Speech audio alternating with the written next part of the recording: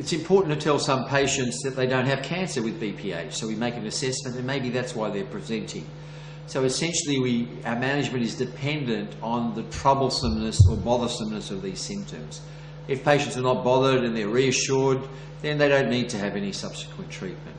If they have mild to moderate symptoms, we might consider medical therapy. And medical therapy can be divided into 3 categories. Firstly, there are alpha blockers. These agents relax the neck of the bladder and the prostate and allow patients to pass urine better.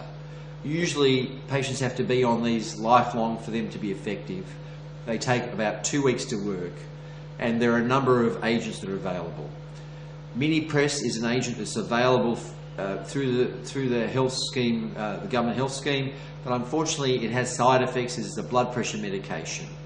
There are some selective agents such as tamsulosin or Flomaxtra or terazosin, which are more selective for the prostate and allow us to treat the obstruction with less side effects. Unfortunately, they're not subsidised by the government.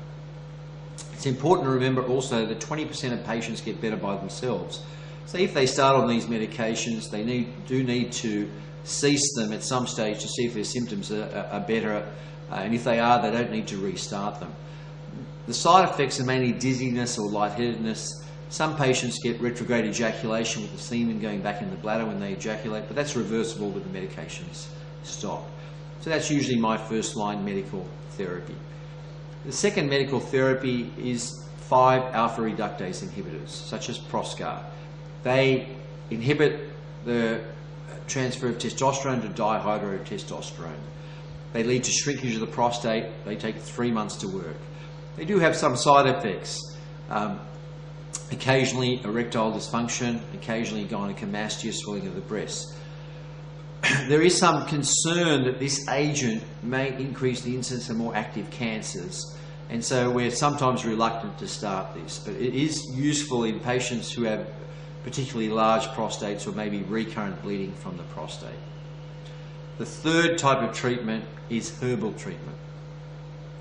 There are some studies that have shown that this is efficacious, such as agents such as Serenoa or Saw Palmetto, but a study in the Lancet where they combined all these studies together showed that there was probably no additional benefit. But some patients on these agents do report benefit and do continue to use them. So they're the conservative measures for benign prostatic enlargement.